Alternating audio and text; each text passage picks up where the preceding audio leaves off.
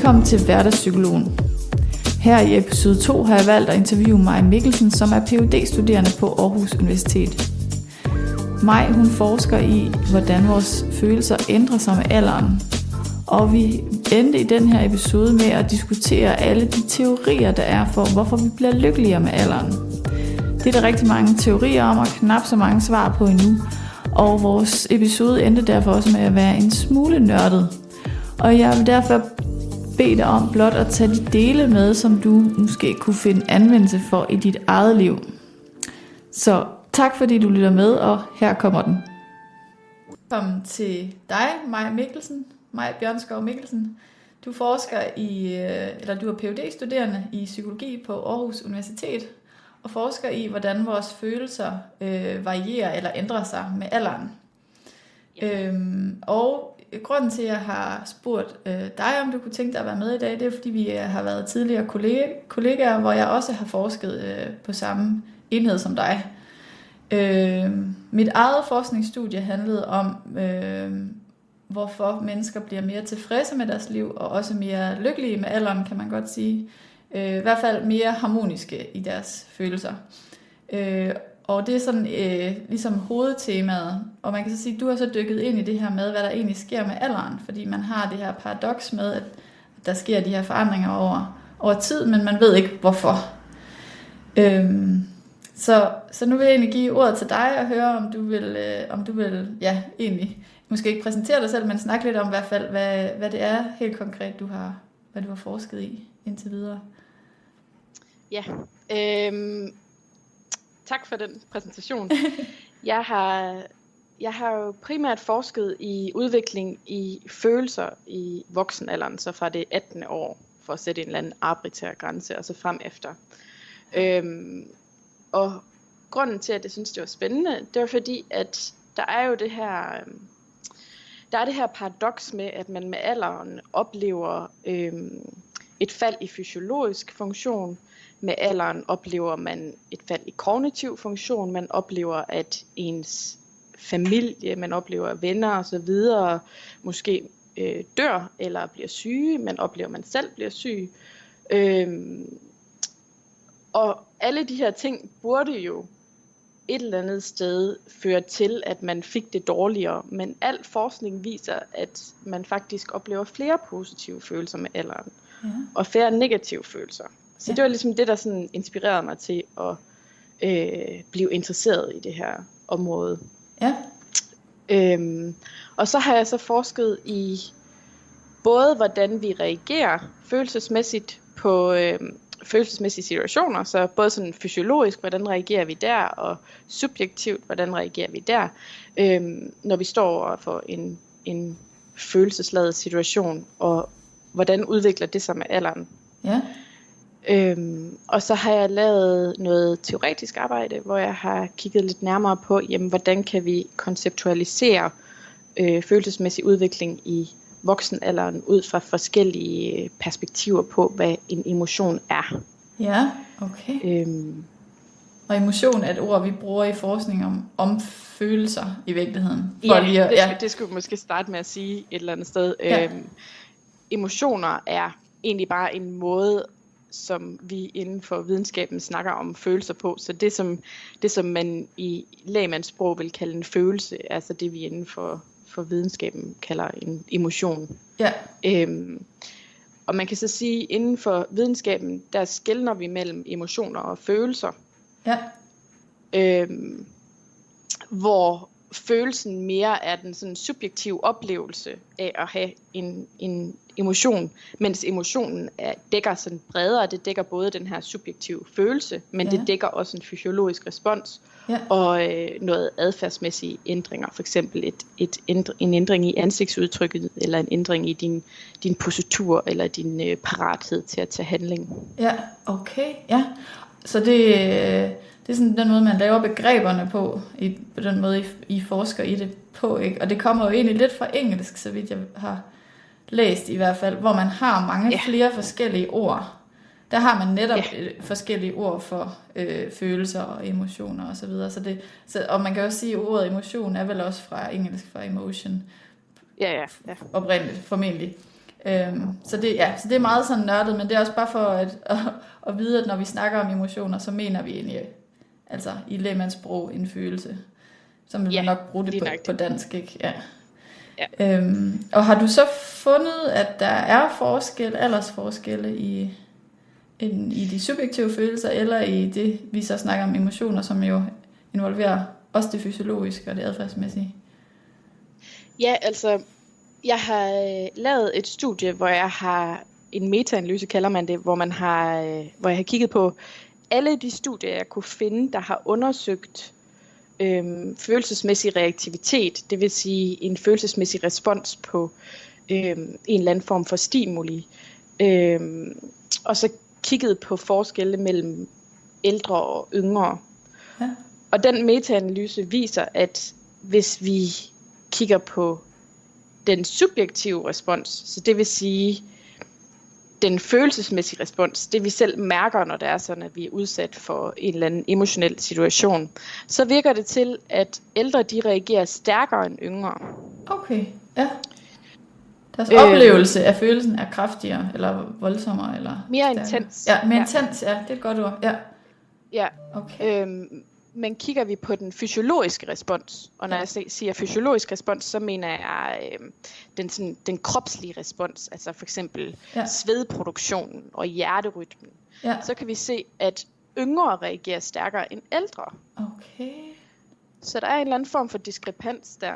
Ja. En eller anden form for afkobling af den fysiologiske og den sådan subjektive respons. Ja.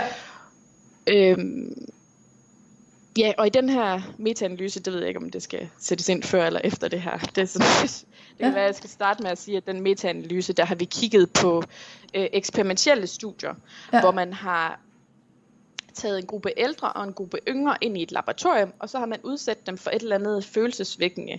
Ja. Så for eksempel kan det være, at man har vist dem nogle billeder, der vækker følelser. Det kan være billeder af for eksempel operationer, eller edderkopper, eller et eller andet, som man sådan ligesom har bevist på forhånd, at det kan vække nogle følelser hos folk. Ja.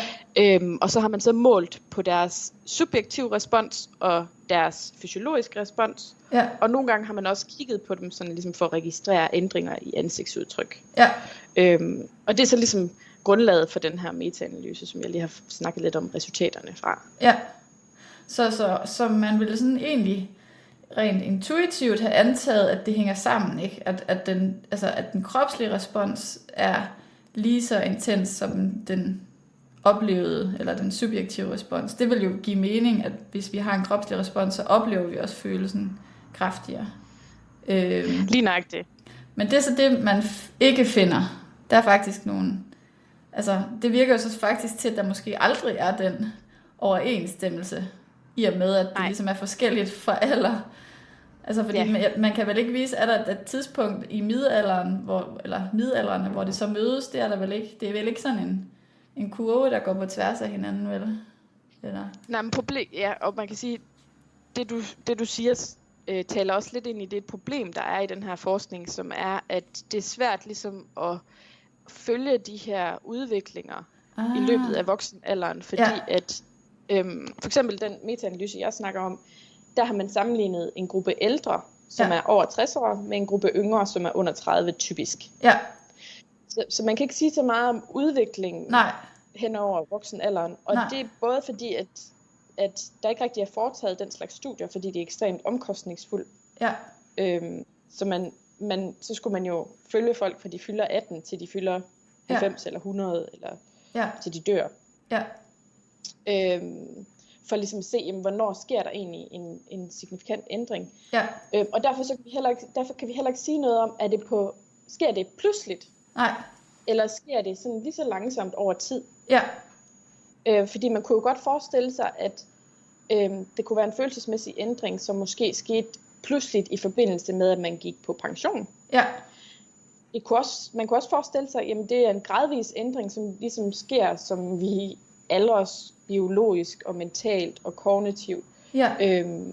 Men det kan man ikke rigtig sige noget om på nuværende tidspunkt, fordi der simpelthen ikke er foretaget studier nok, som har undersøgt det her sådan langsigtede perspektiv. Nej.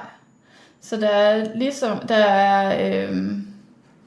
Så det fører næsten lidt naturligt over det næste med, at der er sådan forskellige modeller, man har sat op for at prøve at forklare, hvad det er, der forårsager de her aldersforandringer. Så du sagde, der var nogle modeller, der ligesom tror, at det er noget udefrakommende. Altså det er faktisk noget kulturelt, ikke? Når vi har en rolle, som vi har ligesom en arbejdsmæssig rolle, der forsvinder, for eksempel når vi går på pension, eller det, at vi får børn, at man får den rolle at være forældre, eller der kan jo være mange af de her kulturelle overgange, som vi har skabt i kulturen, kan man sige. Men så er der også de mere biologiske, som du sagde, at der ligesom er de her kognitive forringelser, eller hvad kan man sige, altså en eller anden forringelse i vores krop, der sker over tid, som så gør, at vores hjerne bliver nødt til at behandle følelserne anderledes. Og det er sådan den anden yderpol, og så er der alt det derimellem. Ja, så man kan sige, man har snakket om, at det enten kan være noget, som du siger, der kommer udefra. Ja. Altså det kan være en ændring i livsomstændighederne, eller i livskonteksten, som driver de her ændringer i følelserne. Ja. Eller det kan være noget, som ligesom kommer indenfra. Ja. Altså det kan være de her fysiologiske forandringer, det kan være kognitive forandringer, eller det kan være livserfaring. Ja. Alt det her har man ligesom forestillet sig bidrager til de følelsesmæssige forandringer inden for forskellige modeller. Ja. Teoretiske modeller. Ja, og det er jo ekstremt komplekst, fordi hvad er livserfaring? Ikke? Det ved vi næsten alle sammen godt, hvad er, men det er jo noget, der har så mange elementer i sig, at det kan være svært egentlig at isolere på nogen måde. Ja, og det er også sådan lidt livserfaring. Jamen, ja, selvfølgelig kan vi sige, at det hænger sammen med alder, men der er jo ikke en til en. Nej, det er der ikke. Korresponderer jo ikke en til en, så man kan jo sige, at man kunne godt have et ungt menneske, som måske har livserfaring på niveau med et ældre menneske, hvis det ældre menneske har levet et meget isoleret liv. Så der er også den dimension i det. Ja.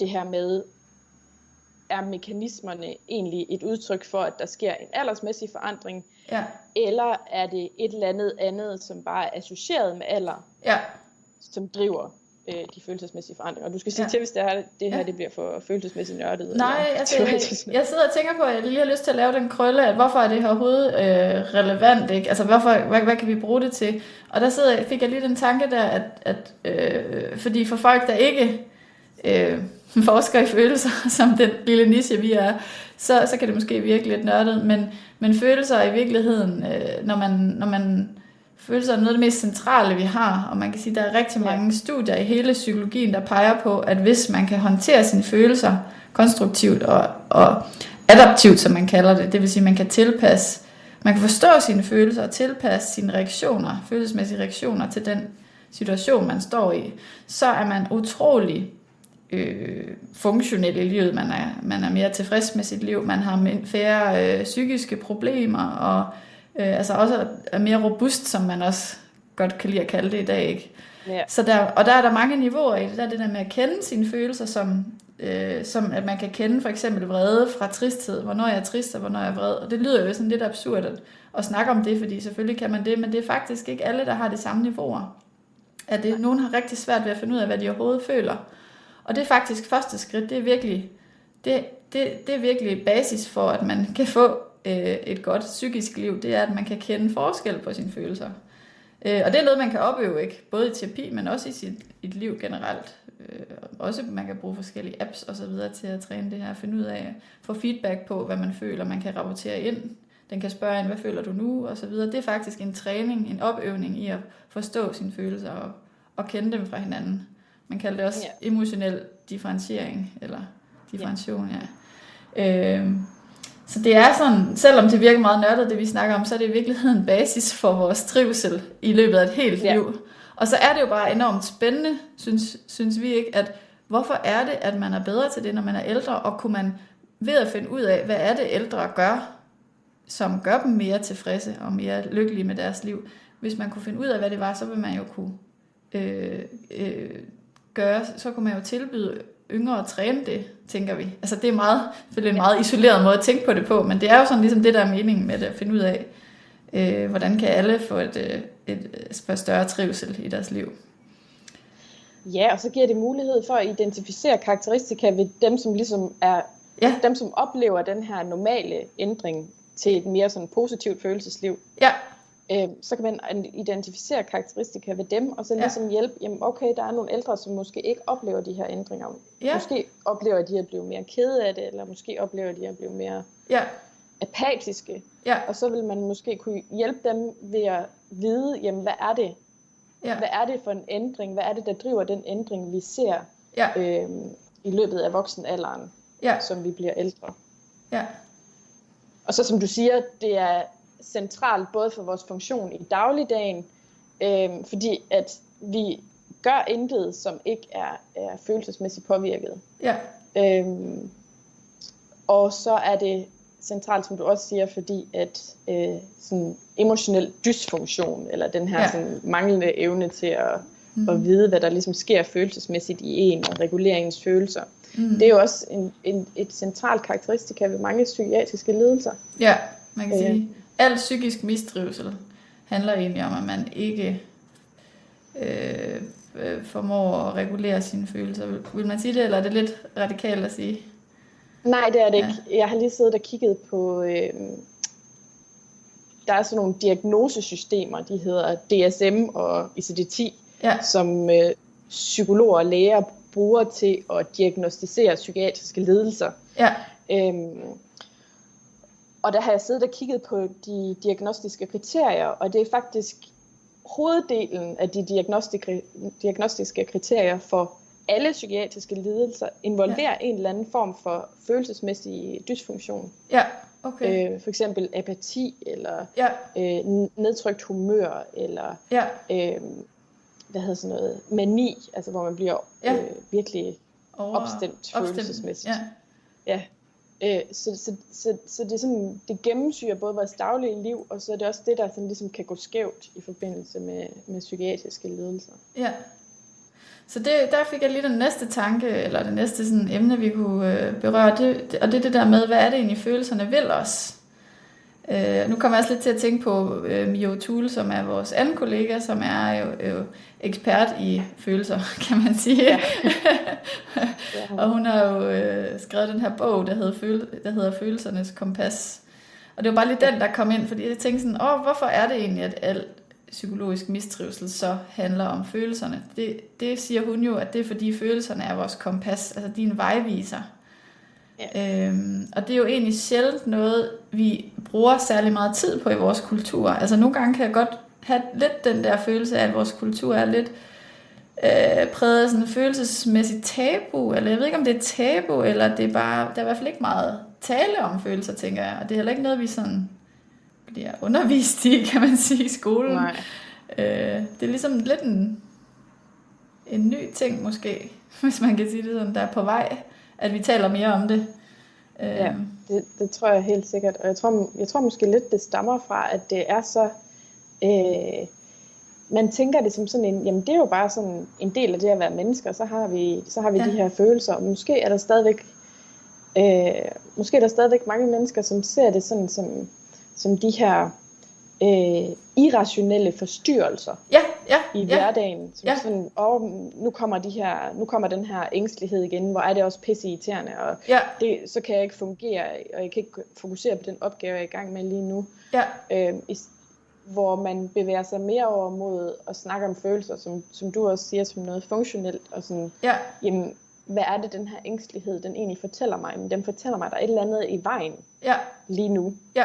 I den her situation, som gør, at jeg ikke er i stand til at leve det liv, jeg gerne vil leve, som gør, at jeg ikke er i stand til at nå mine mål lige i den her situation. Ja. Så jeg tror også, der er sådan en bevægelse på vej, som du siger.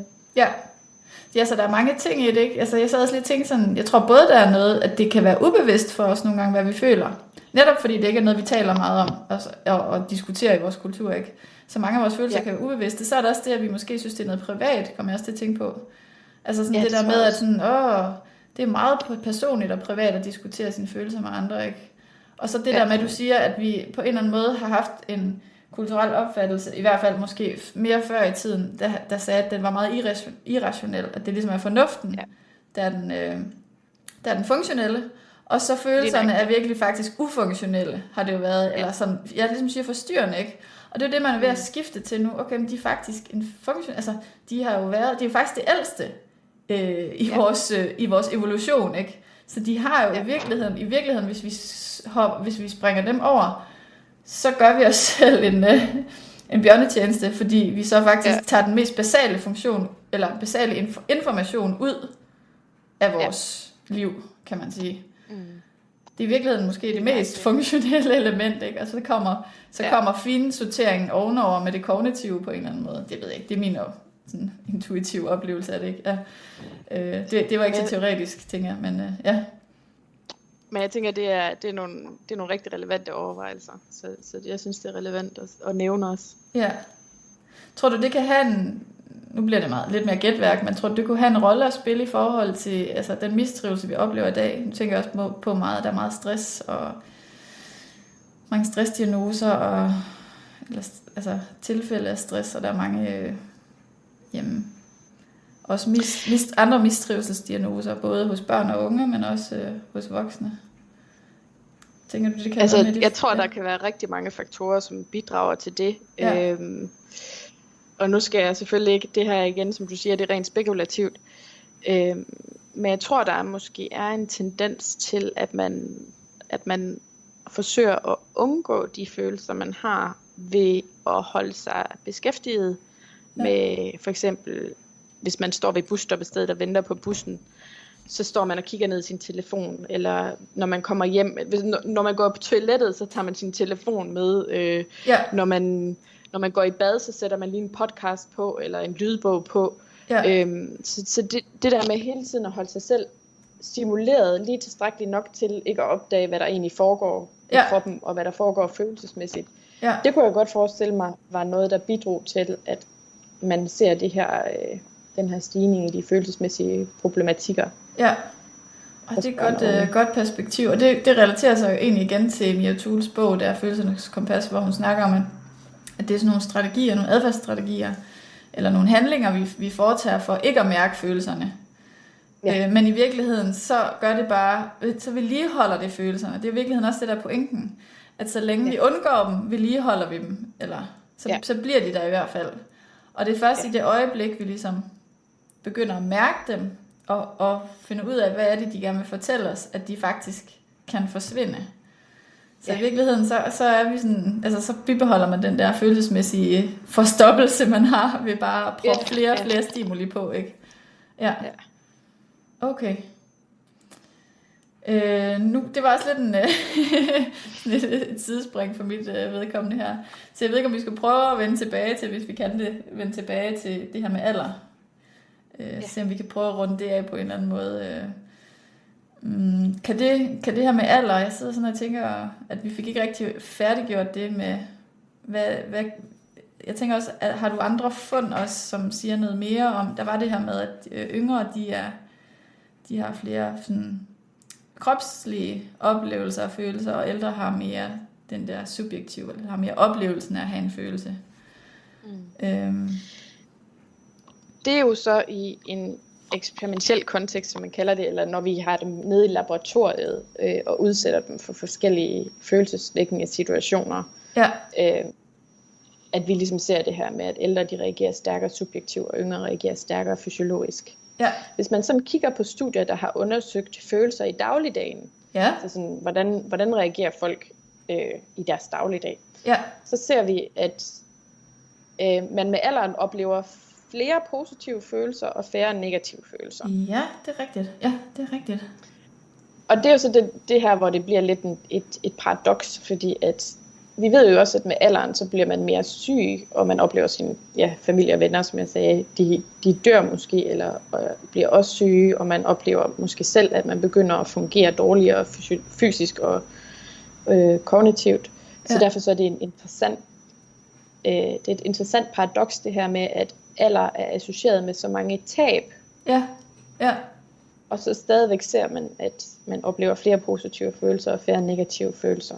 Ja. Og det er der så forskellige teorier om, hvor den mest populære teori er, at det har noget at gøre med, at vores mål og motivation ligesom ændrer sig,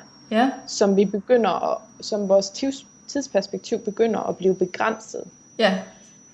Så det vil sige, Hvad siger du? Ja, nej, det var bare den der med, at horisonten, det er bare for at forklare det der med tidsperspektiv. Altså, jo længere man kommer i alder, eller jo kortere har man også tilbage i sit liv. Så det er det, du mener med tidshorisont, ikke? Ja.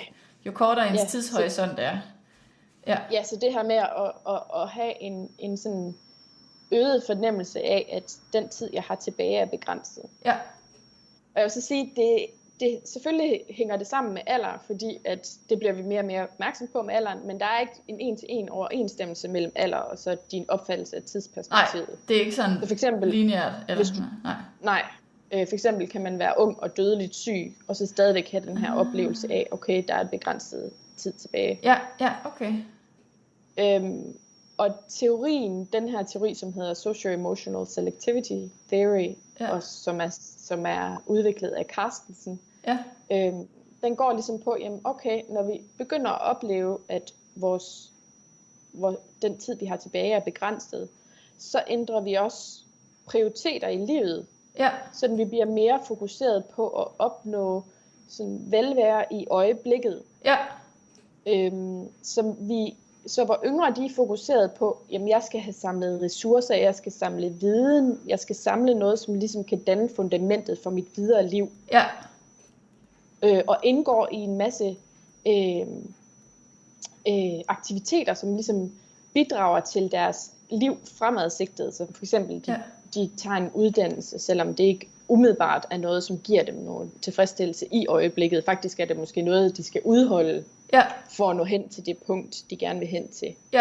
Så ældre, de fokuserer mere på velvære i øjeblikket. Så det her med, de opsøger nære relationer, hvor de ved, at de kan få, som giver dem noget positivt følelsesmæssigt, som giver dem noget følelsesmæssig mening.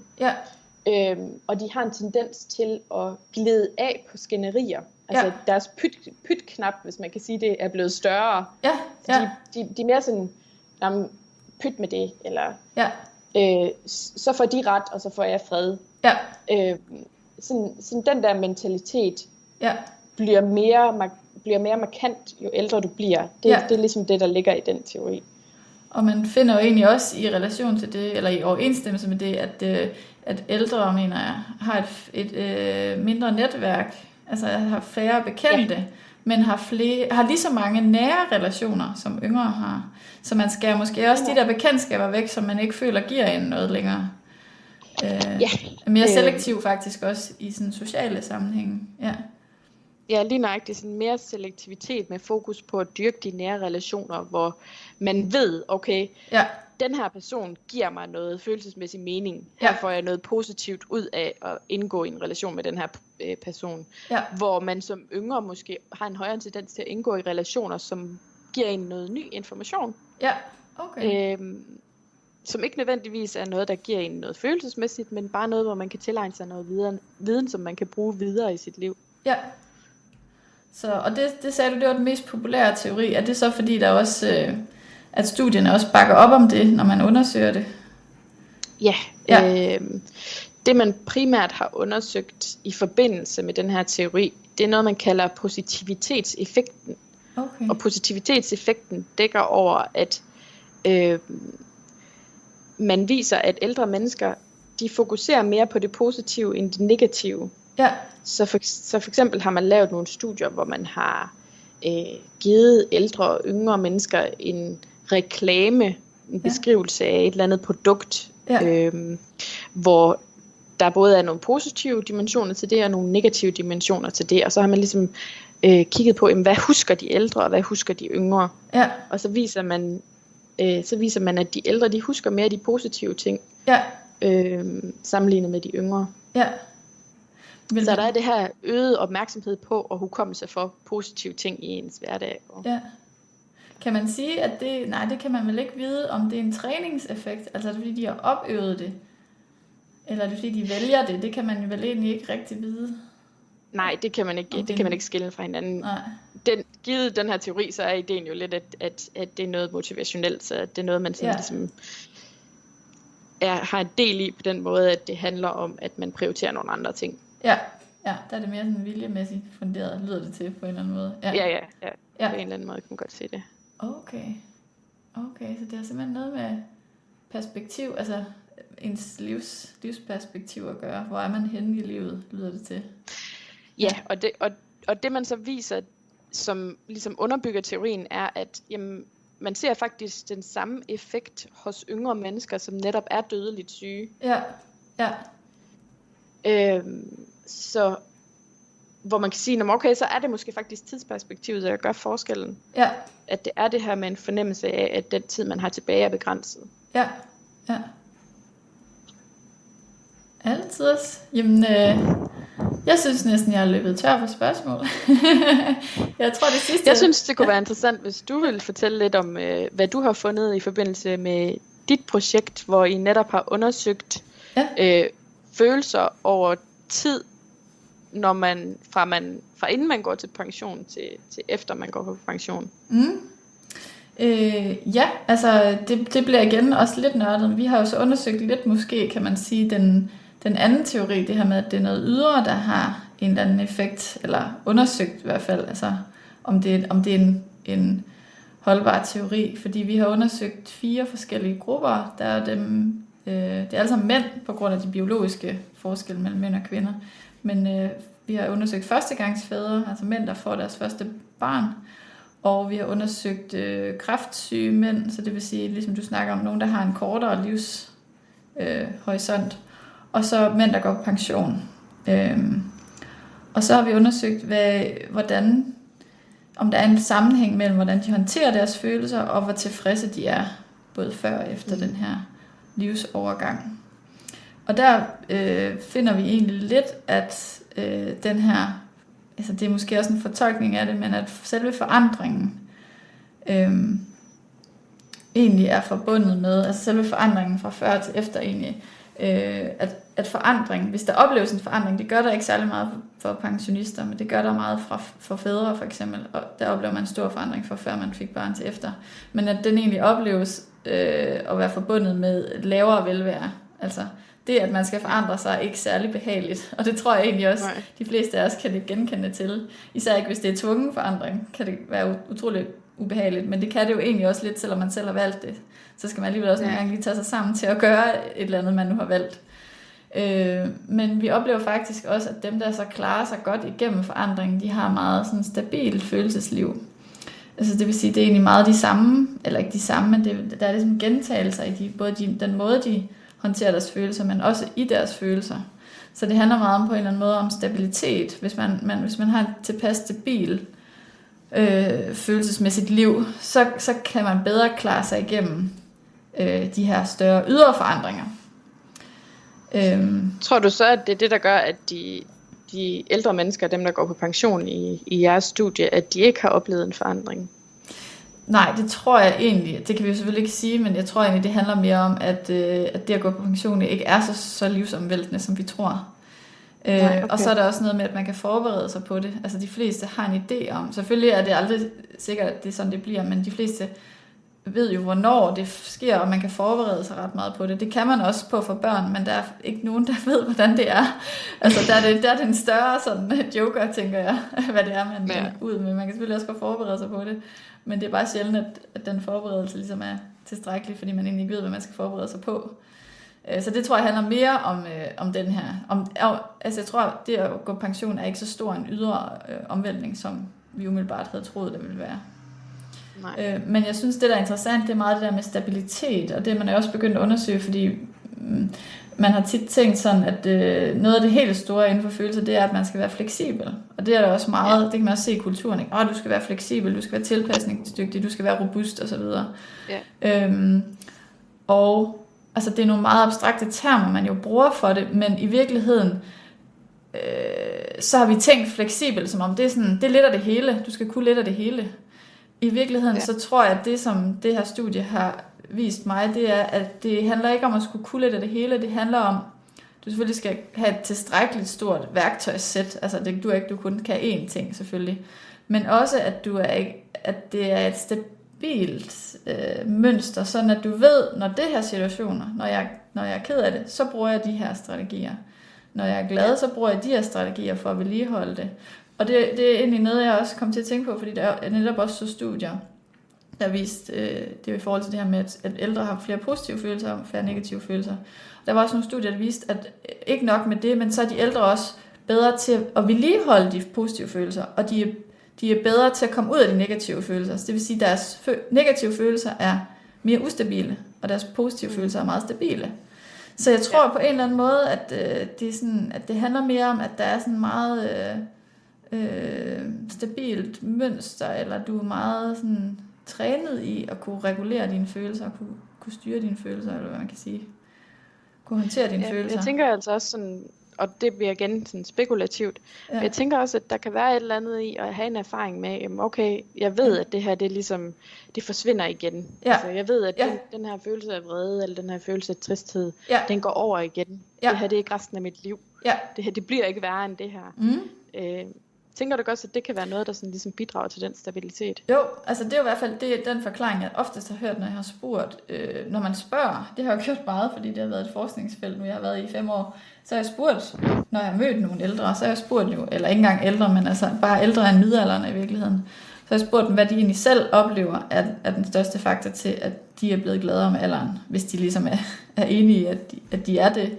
Og der siger de fleste det her med livserfaring, og det beskriver de nemlig som den der, lige nok det der du siger med, at de ved, om jeg har overlevet indtil nu, altså mange har jo overlevet utrolig krævende situationer, så jo flere gange du overlever utrolig krævende situationer, det mindre bange bliver du også for dem, ligesom du siger, og også for de tilhørende følelser. De fleste, tror jeg også, med livserfaring oplever, at jo hurtigere du går ind i følelsen, jo hurtigere kommer du også videre. Det er jo netop det der med, ikke at vedligeholde undgåelsen af det, men faktisk konfrontere den, lære det du skal lære, og så forsvinder den igen.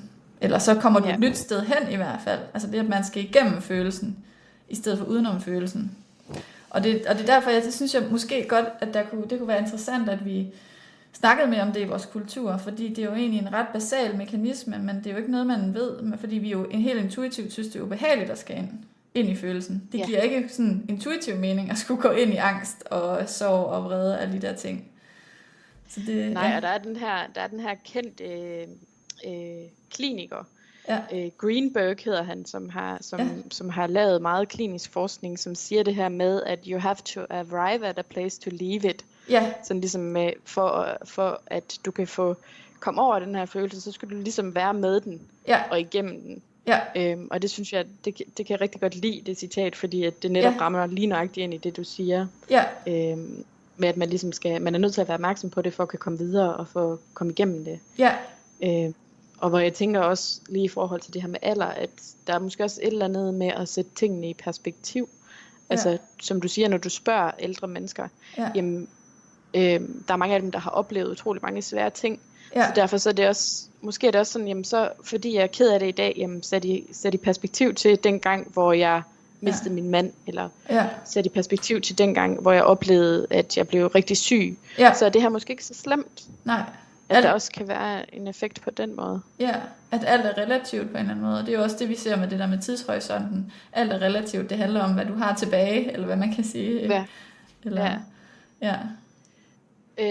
Jeg tænkte også på, jeg ved ikke, om det giver mening at snakke om det, vi lavede nede i Copelab.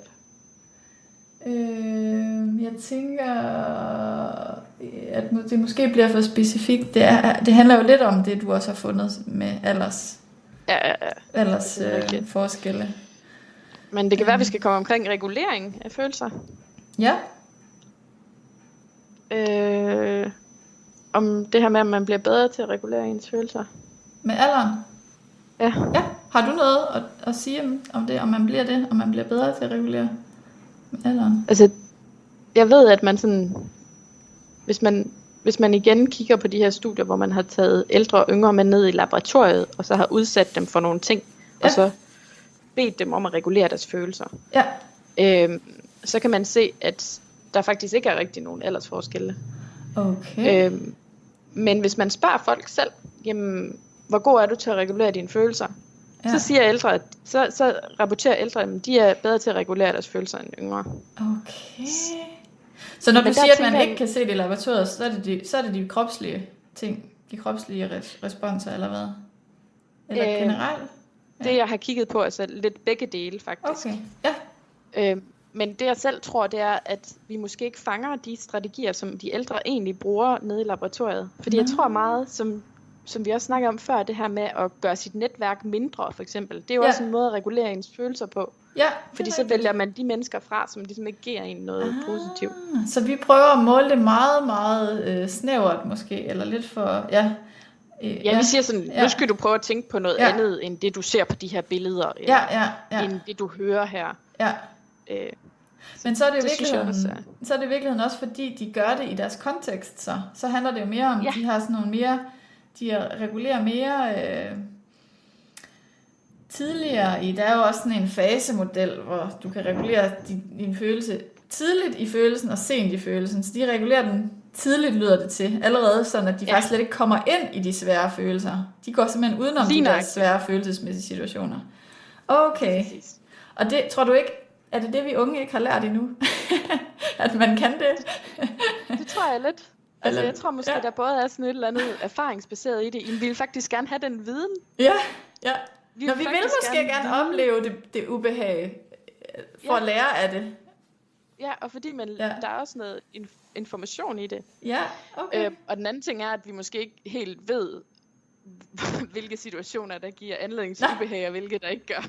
Det er nok rigtigt nok, det er også erfaringsbaseret. Det synes jeg, det ringer en klokke i mig i hvert fald. Det er rigtigt, tænker jeg for mit vedkommende. Men synes du, at du har oplevet fra dengang du var teenager til nu, for eksempel, en forskel i dit følelsesliv? Ja, men jeg ved ikke, om jeg synes faktisk, apropos det der, som du sagde i laboratoriet, ikke, så vil det ikke nødvendigvis sige, at jeg er blevet bedre til det, hvis du målte mig et laboratorium, fordi jeg synes stadig, jeg føler mig lige lost, eller hvad kan man sige, lige sådan forvirret i perioder, ikke, fordi jeg synes, man bliver ved med at opleve nye situationer i sit forholdsvis unge voksne liv, ikke. For eksempel det at få børn, som jeg har fået for nylig, det åbner jo for helt nye følelser. Men jeg synes, at jeg har ændret mit perspektiv, så det giver jo faktisk rigtig god mening i det der med, at jeg er blevet meget mere sådan, altså værdsat de små ting. Det har jeg snakket med andre unge voksne om, det er så sjovt, det der med, at man er jo bare helt 100% sikker på, at da jeg var 14, så gik jeg altså ikke at værdsat en eller anden rose, jeg kom forbi, fordi den duftede, eller så smuk ud, eller sådan noget. Eller, du ved, regnen, man kunne se ud af vinduet, eller sådan noget. Altså, det kunne jeg da ikke være mere ligeglad med. Men nu, der kan jeg jo, altså det synes jeg virkelig, det er sådan gryende, det der med at se skønheden i alt, også i det meget, meget fejlbarlige. Ja. Så jeg synes, den der perfektionist, altså, og det er sådan en ting, jeg synes ikke, man kan, jeg synes ikke, jeg kan forklare det heller, hvorfor man kan det. Men jeg synes på en eller anden måde, man begynder at se det perfekte i alt. Altså, hvor jeg synes egentlig, som ung, så man lidt det uperfekte i alt, ikke? Altså, det er sådan... Ja. Og der bliver jeg nogle gange sådan lidt, det tror jeg ikke, at måske ikke forskningen kan fange helt endnu. Fordi det er noget, jeg ikke selv vil kunne forklare heller, hvorfor det er der. Altså, det er livet på en eller anden måde. Det er sådan, måske også det, der ligger i livserfaring, eller et eller andet. Jeg ved det ikke. Det lyder meget rigtigt. Jeg blev sådan lidt nysgerrig, da du sagde det der med, at du også oplevede en masse nye følelser i forbindelse med det der med at blive forældre. Ja. Det taler jo lidt til det her med kontekstens betydning også for dit følelsesliv. Ja, og jeg synes, jeg oplever voldsommere, og det er måske løgn, for jeg tror egentlig altid, man har haft de voldsomme følelser, men jeg oplever nu at være tvunget til at gå ind i dem. Altså, så der er også noget med, om du bliver tvunget til at forholde dig til dem. Fordi jeg oplever mine følelser meget voldsommere nu, men det er fordi, jeg kan ikke undgå dem mere. Altså, det kræver faktisk enormt meget kapacitet at undgå sine følelser, tænker jeg. Hvor meget, hvad tænker du på et eller andet specifikt, eller kan du komme med et eller andet eksempel? Jamen for eksempel, da man var yngre, havde man mere tid til at undgå ting, jo. Altså så kunne man sådan, det der med, at jeg var lidt ked af det, det tænker jeg lige over den anden dag, eller et eller andet. Og når man jeg synes, efter jeg er blevet forælder, så står du bare midt i den der vrede. Lige pludselig står du måske og råber dit barn og tænker, hvor fanden kommer den der vrede fra? Altså der bliver man bliver virkelig nødt til at gå ind i den der vrede, og så tænke, okay, den der bliver jeg lige nødt til at undersøge lidt, fordi altså, det er vigtigt, sådan jeg har oplevet det. Hvis jeg ikke undersøger den, så kommer den jo bare igen. Men hvis jeg undersøger den, så går den egentlig væk. Eller så bliver den i hvert fald anderledes. Ligesom Greenberg også snakker om, så transformeres den. Og det er også et svært ord, eller et svært bevægelse at måle i forskningen nu, det der med at transformere ens følelse, så bliver den til noget andet. Ja, og i det hele taget er det jo bare svært at måle følelser. Ja. Fordi hvordan gør man lige det? Ja. Det er jo sådan, en underlig ting, følelser, hvor man kan sige, jamen, kan vi måle en følelse ved, at jeg måler din svedrespons for eksempel? Altså det, at du sveder meget, er det et udtryk for, at du føler noget nødvendigvis? Ja, det er rigtigt. Det er svært. Ja, eller at du rynker din bryn. Ja. Er det et udtryk for, at du er sur? Ja. Eller kunne det også bare være fordi, at du var i en situation, hvor du var koncentreret? Altså det er sådan lidt svært. Og så som vi også snakkede om før, det her med, at der er forskel på, hvor god folk de er til egentlig at mærke efter, hvad de føler. Ja. Så måske er det heller ikke et særligt godt mål, når vi spørger folk. Nej, det tror jeg. Fordi nogen de er gode til at rapportere om det, andre folk de siger bare, jamen jeg har det dårligt. Ja. Og i nogle kulturer, der snakker man jo slet ikke om følelser. I nogle kulturer, der snakker man jo mere om fysiologiske symptomer. Så for eksempel, der er den her historie, jeg hele tiden tænker på, med en mand, som mister sin kone og sit barn i en ulykke. Og derefter så udvikler han stærke mavesmerter. Okay. Og så har han ligesom det her, og i den kultur, der er det bare sådan, jamen det er sådan, det manifesterer sig, som sådan, det smerter. Altså det er sådan en eller anden fysiologisk smerte, et fysiologisk ubehag. Ja. Og så snakker man ikke rigtig om det med, at man er ked af det. Nej. Og så går man til lægen for at få hjælp til det på den måde. Ja. Så det er lidt sjovt det der med, hvordan vi egentlig også snakker så meget om følelser, og vi også forskningsmæssigt snakker meget om følelser, men der er egentlig ikke rigtig nogen, der ved, hvordan man skal måle det rigtigt. Nej. Det er lidt den samme historie med ham, og hun kan ikke huske, hvad han hedder, ham teoretikeren, der oprindeligt har været rundt i alle kulturer og fundet ud af, at vi har de samme typer følelser. Altså Ekman. Ja, jeg mener, det var ham, hvor han også, hvor det også senere er blevet stillet lidt spørgsmålstegn ved, at det tror jeg faktisk er fra Mias bog, det her Mio Tuts bog, det der med, at han gav dem jo nogle valgmuligheder, så han prøvede at vise en følelse ved hjælp af en eller anden video eller et billede eller noget, så skulle de ligesom krydse af, hvad var det for en følelse, den beskrev. Men i og med, at der hele tiden var en lukket ramme for, at de skulle vælge mellem de her følelser, så man også begyndt at stille spørgsmålstegn ved, om det var rigtigt, fordi ligesom du siger, nogle kulturer har slet ikke. Der er jo nogle kulturer, der ikke har for eksempel den følelse, der hedder misundelse. Altså den eksisterer ikke, fordi de har en anden social struktur eller noget andet. Så det er sådan, der er også nogle konstruktioner i det. På den måde, at vi kan ikke sådan nødvendigvis... altså der er noget kulturelt i det, og der er noget biologisk i følelserne. Det er virkelig noget af det mest komplekse, vi nok har, kan man sige. Ja, og vi kan ikke tage vores sådan vestlige konceptuelle system for emotioner og følelser, og så ligesom sige, nå, men det gør sig gældende for alle kulturer, eller det kan vi teste i alle kulturer, fordi som du siger, lige nøjagtigt Ekmans studier, så Ekman, han tog rundt til forskellige stammer og viste dem de her billeder af forskellige ansigtsudtryk, så for eksempel en person, der smilede, eller en person, der rynkede på næsen og ligesom havde sådan, hvad vi kalder et klassisk vestligt udtryk for afsky. Ja. Og så siger han til de her stammefolk, det her billede, nu skal du vælge mellem, om det er glæde, tristhed, vrede eller afsky. Ja. Og så havde de ligesom de her 4 eller 6 kategorier, eller hvor mange der var, de skulle vælge imellem. Ja. Og per definition, som du selv siger, når man gør det, så kommer der en overensstemmelse, som ligesom opstår, fordi at du har de her begrænsede antal valgmuligheder, så skal jeg vælge den, der passer bedst. Ja. Så har man så gentaget studier, hvor man har sagt, hvor man ikke har givet kategorier, man har bare sagt, den her person på det her billede, hvad føler den person? Ja. Og så falder graden af overensstemmelse. Ja, ja. Så det vil sige, så kan de her stammefolk ikke længere vælge det, som vi fra Vesten vil klassificere som den rigtige følelse, der passer til billedet. Og hvis man så har man gjort det ydermere, at man har sagt, nå okay, hvad tænker... Nej, man har gjort det endnu bredere, så man siger, den her person, hvad foregår der for den her person? Ja, okay. Så man siger ikke en følelse er det. Nej. Og så er der næsten ingen overensstemmelse længere. Fordi så begynder folk at sige sådan, jamen den her person er træt, eller sulten, eller sådan. Det er sådan. Ej, sjovt. Og det viser bare også noget om forskning, og hvordan vi, fordi at vi sidder i en vestlig kultur, hvor vi tænker, at følelser ser sådan her ud, og vi har vrede, vi har tristhed, vi har glæde og så videre, så tænker vi, det er universelt. Sådan har alle folk det, og det har de bare ikke. Nej, og så kommer jeg også til at tænke på, så er følelser virkelig også funktionelle egenskaber, fordi det er jo noget, vi lærer jo at tolke dem ud fra den kultur, vi ligesom bruger dem i, eller hvad man kan sige. Det er jo også noget, vi bliver... Ja, vi bruger dem også kommunikativt. Ja. Hvor Ekman jo egentlig, hans mål var jo egentlig lidt at vise, at det var noget rent biologisk, altså fordi vi alle sammen havde de samme få kategorier af følelser.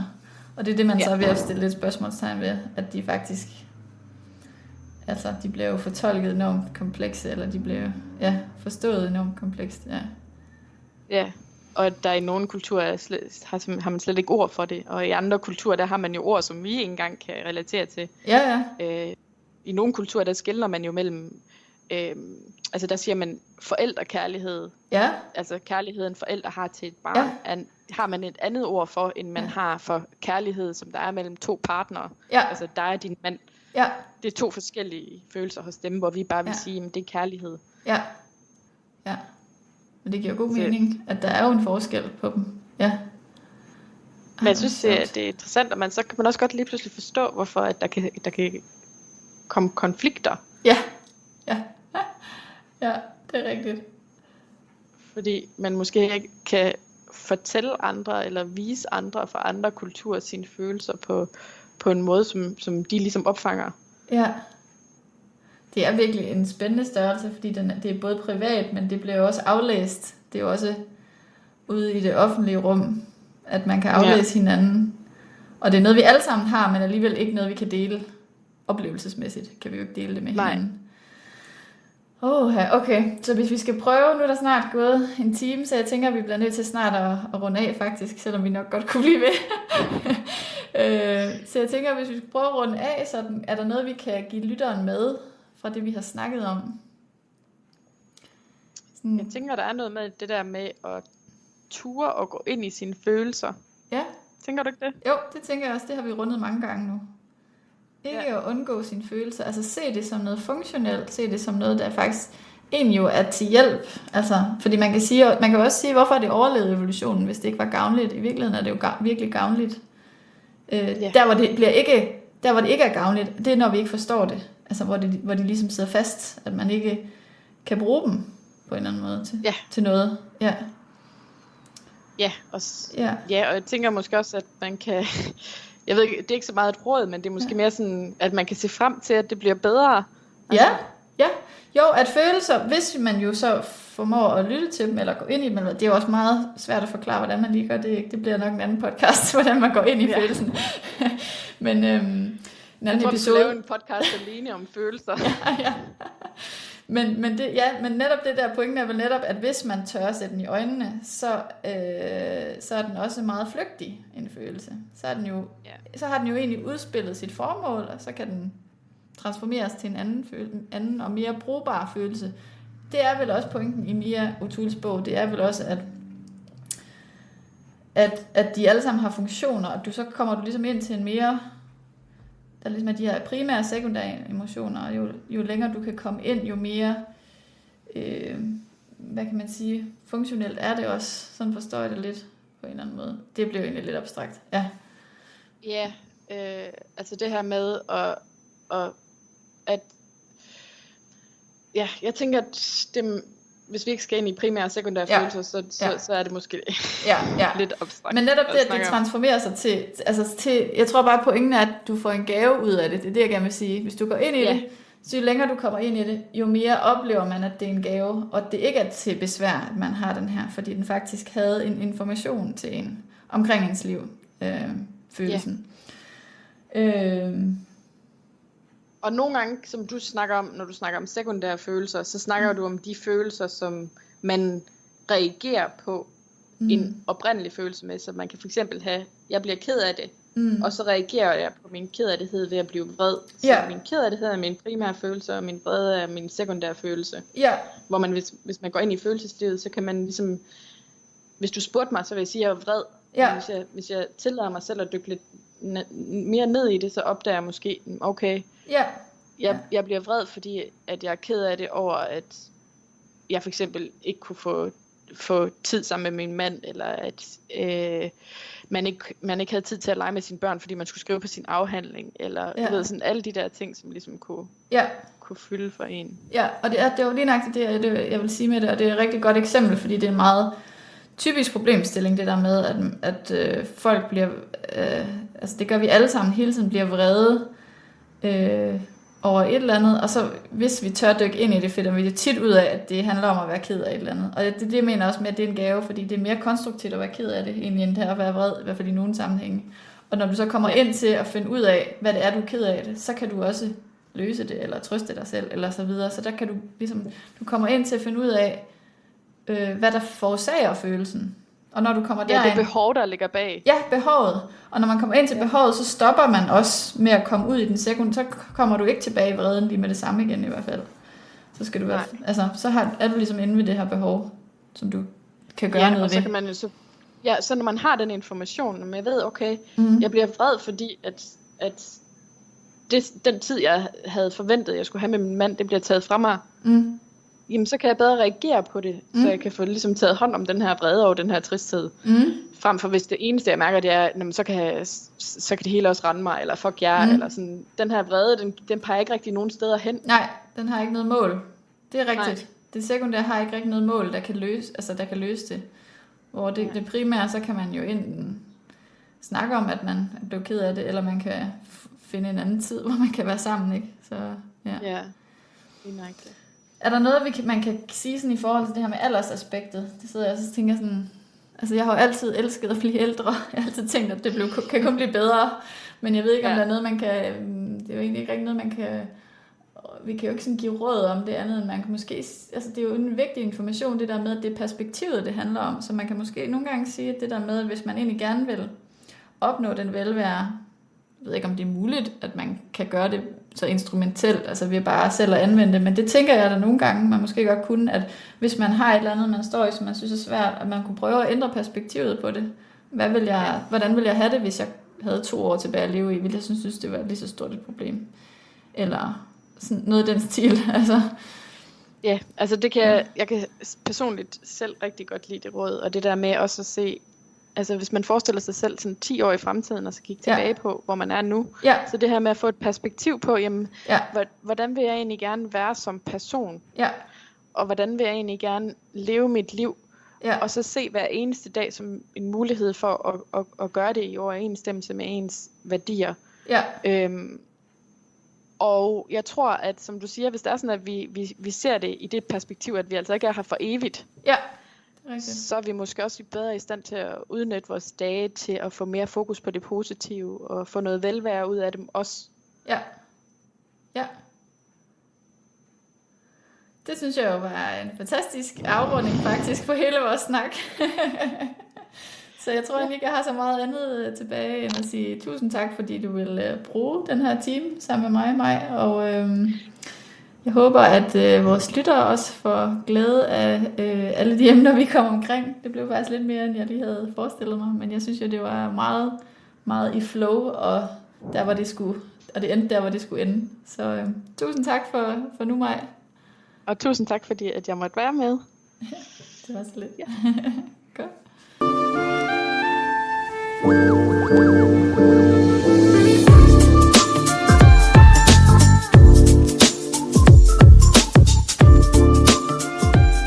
Ja, så hvis du hang på den her time sammen med mig og jeg, så vil jeg invitere dig til igen at lytte med i episode 4, hvor jeg har mig i røret, og vi taler om, hvad en følelse er, og om, hvordan de forskellige anskuelser og følelser har betydning for, hvordan vi kan arbejde med vores følelser. Ligeledes så har jeg skabt det, der hedder et lykkekursus, som baserer sig på al den viden, teori og alle de øvelser, jeg kender i forhold til at arbejde med ens eget lykkeniveau. Forskning viser nemlig, at en høj grad at det niveau, som vi føler i lykke, er faktisk egenskabt. Det vil sige, i modsætning til, hvad vi går og tror, så er det ikke vores omstændigheder eller vores omgivelser, der betyder mest for vores lykke. Det er i høj grad noget, vi selv kan arbejde på, og al den viden har jeg så samlet i et 8 ugers online forløb. Så hvis du kunne have lyst til at arbejde med dit eget lykkeniveau. Og hvis du er blevet interesseret og tændt af at høre de her forskellige podcast-episoder, så vil jeg invitere dig til at gå ind og læse på min hjemmeside marlenelyby.dk om det her forløb. Og du er også velkommen til at give mig et opkald.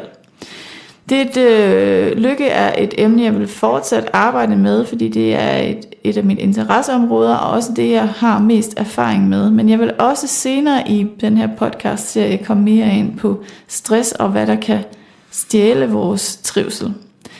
Så vi skal nok få begge ender dækket, men indtil videre, så vil jeg bare ønske dig en rigtig god dag, og igen sige tak, fordi du lyttede med. På forhåbentlig genhør.